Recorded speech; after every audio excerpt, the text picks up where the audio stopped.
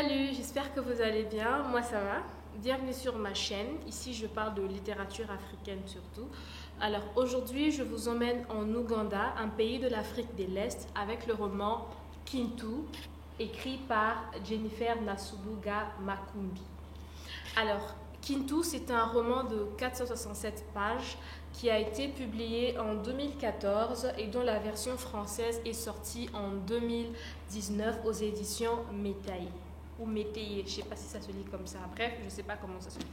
Voilà comment ça s'écrit en tout cas. Alors, pour ce qui est de l'auteur, c'est Jennifer Nasubuga Makumbi. Elle est née à Kampala. Elle a étudié et enseigné la littérature anglaise en Ouganda avant de poursuivre ses études en Grande-Bretagne, à Manchester. Elle vit actuellement à Manchester, bien sûr. Kintu est son premier roman. Il a été salué par la critique et les prix en Afrique, en Angleterre et aux États-Unis. Voilà pour ce qui est de l'auteur et du roman dont on va parler aujourd'hui.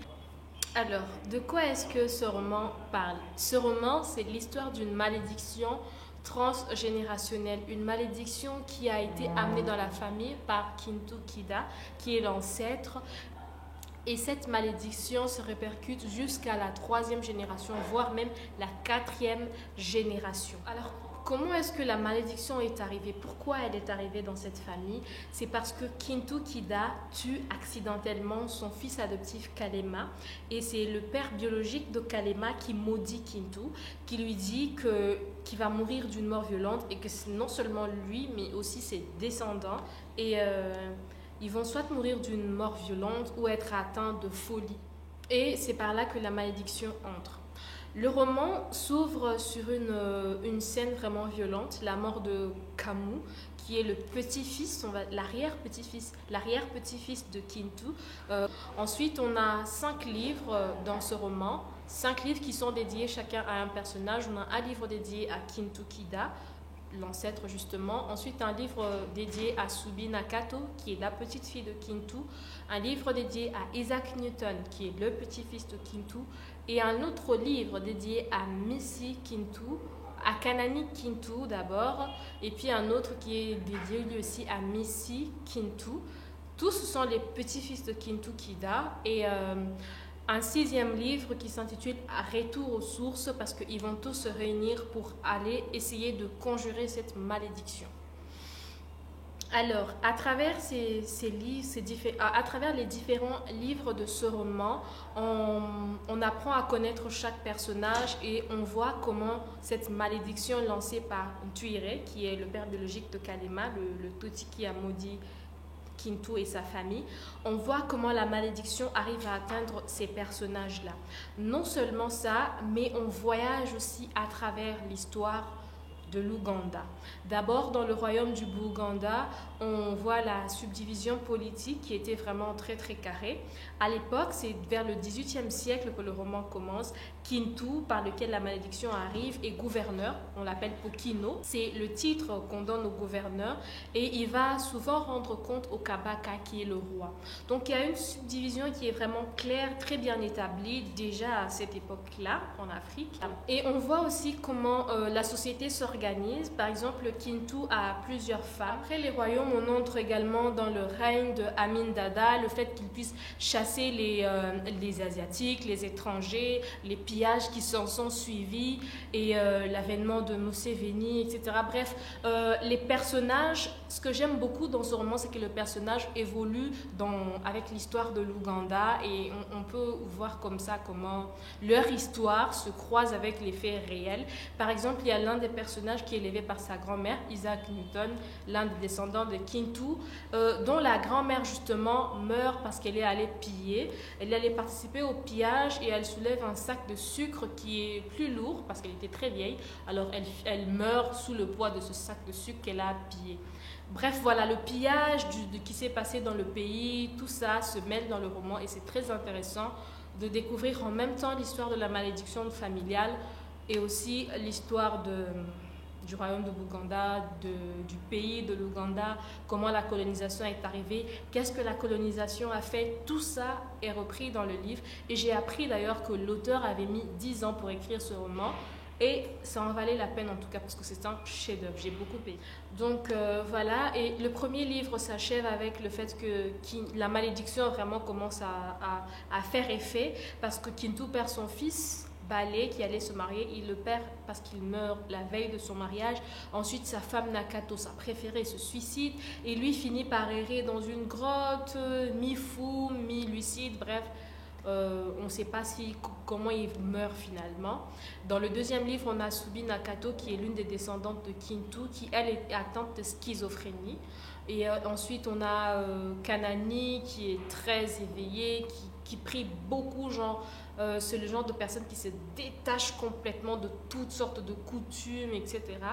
Et on a Isaac Newton qui lui est il est psychotique, on va dire, il est atteint d'une sorte de psychose, il a peur d'un rien. Et on a Missy qui lui est un athée, il ne croit pas du tout à toutes ces histoires de traditions, de liens familiaux, ancêtres, etc. Même s'il a des sortes de rêves prémonitoires, lui il préfère ne pas y croire. Il préfère dire que ce sont des coïncidences, mais par ailleurs, il est atteint d'une dépression, il est vraiment dépressif.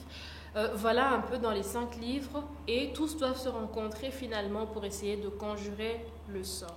Alors, l'une des particularités de ce roman, c'est que on voit un peu la conception que peuvent avoir certaines maladies dans la croyance populaire. Ici, par exemple, en RDC, je vous donne un exemple. Il y a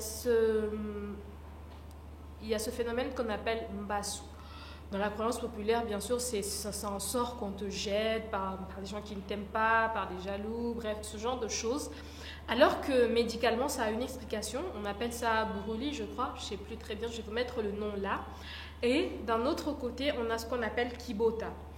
Médicalement, on te dira c'est la rupture de l'anévrisme, mais ici on appelle ça Kibota et on suppose, on dit en tout cas que c'est l'œuvre des sorciers.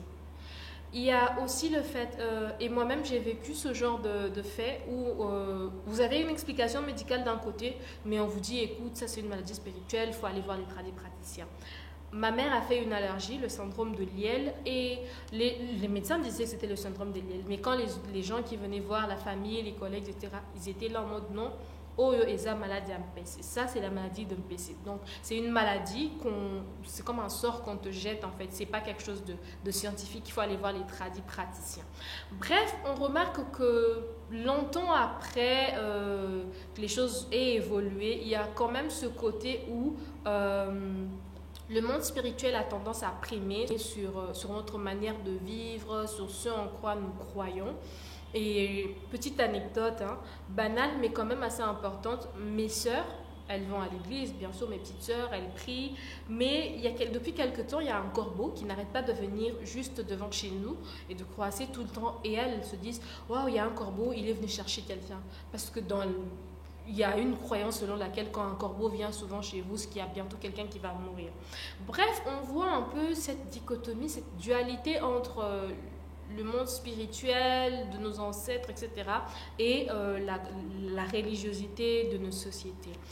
Et en regardant le roman, en voyant un peu comment les choses se passent, l'un des personnages m'a vraiment fait penser, je ne vais pas citer les églises, mais il y a des églises ici à Kinshasa par exemple, où quand tu te convertis, avant même de te faire baptiser, tu dois briser les liens avec la coutume, la coutume.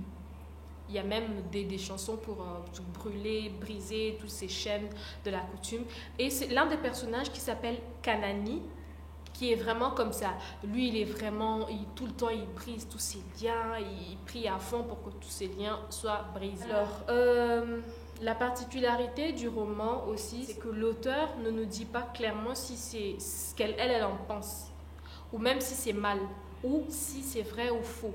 Elle présente juste des faits comme ça, et c'est à toi de voir ce que tu en penses. Par exemple, les maladies mentales dont j'ai parlé, elle n'en parle pas directement, d'accord ? C'est à peine effleuré, mais dans ta propre compréhension, en lisant, tu peux te dire « Ah oui, mais celui-ci, ça c'était signe de schizophrénie en fait. » Par exemple, Nakato qui est censé être hanté par sa jumelle, quand sa jumelle vient, elle se met à lui parler. Elle manifeste des signes de schizophrénie. Mais ce n'est pas dit comme ça forcément dans le roman, c'est toi qui comprends comme ça. Bref, il y a aussi ce côté où l'auteur présente les faits juste comme ça et c'est à toi de déduire si tu penses que c'est mystique ou pas. Voilà. En tout cas, c'est un roman très intéressant que je vous recommande vivement. Moi, je vous dis à très bientôt sur ma chaîne pour d'autres vidéos. Bye.